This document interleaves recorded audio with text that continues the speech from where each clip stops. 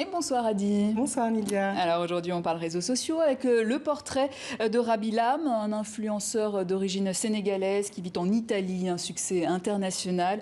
Il est aujourd'hui le deuxième influenceur le plus suivi sur TikTok avec plus de 113 millions d'abonnés. Racontez-nous comment est-il devenu une star sur TikTok? Eh bien il est devenu une star sur TikTok parce qu'il a créé un concept très simple mais efficace, pointer du doigt toutes les séquences ridicules que l'on peut trouver sur Internet. Donc dans ces vidéos, il parodie donc des séquences complètement décalées où on voit des personnes se compliquer littéralement la vie pour manger, pour se coiffer. Et oui, sur Internet, on trouve de tout.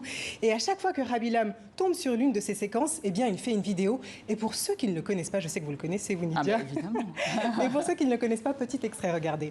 Alors ces vidéos commencent toujours comme ça, donc avec un extrait d'une vidéo qu'il a eue sur Internet. Et là, c'est un tuto cuisine. Donc vous voyez un homme découper une banane avec une machette, donc c'est pas très commun.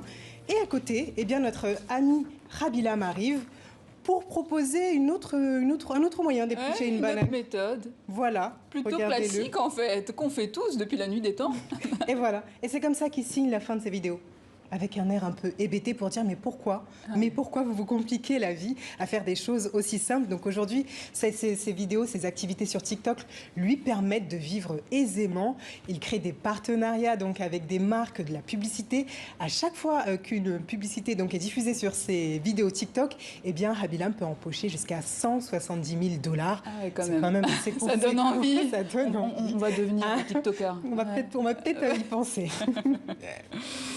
Un beau succès en tout cas pour ce Sénégalais basé en Italie. Mais avant cela, que faisait-il? Alors avant cela, eh bien, il a enchaîné les petits boulots. Il était restaurateur, il était livreur, serveur. Et sa vie a littéralement basculé, Nidia, lorsque la crise sanitaire a débuté. Il s'est retrouvé comme des milliers de personnes à perdre son emploi malheureusement.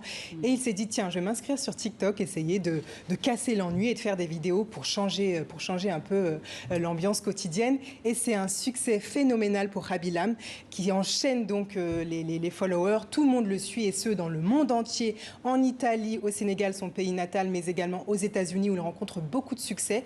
Et à l'heure actuelle, donc, tout le monde essaye de l'interviewer, de savoir un peu comment analyser sa démarche. Et aux États-Unis, où beaucoup de personnes l'ont déjà contacté, on analyse aussi son succès en se disant qu'il est universel puisqu'il ne parle jamais. C'est vraiment un comique de gestes, de situations qui lui permettent donc d'y arriver. Et petit rêve pour Rabilam, parce que ça ne lui suffit pas d'être le deuxième influenceur le plus important sur TikTok, il rêve aussi de faire du cinéma aux États-Unis, à Hollywood, et pas avec n'importe qui, avec Will Smith, voilà, le grand Will Smith.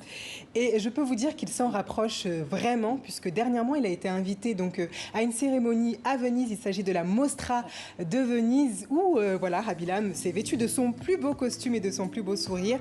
Eh bien, il a monté les marches. C'est un festival cinématographique, donc je pense qu'il approche de son rêve d'aller faire du cinéma. Ah, merci, Radi. À demain.